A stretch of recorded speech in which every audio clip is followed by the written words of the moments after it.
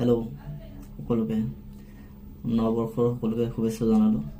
ৰঙালী বিহুৰ শুভেচ্ছা সকলোকে থাকিলে। আশা কৰোঁ সকলোৱে ভালে আছে।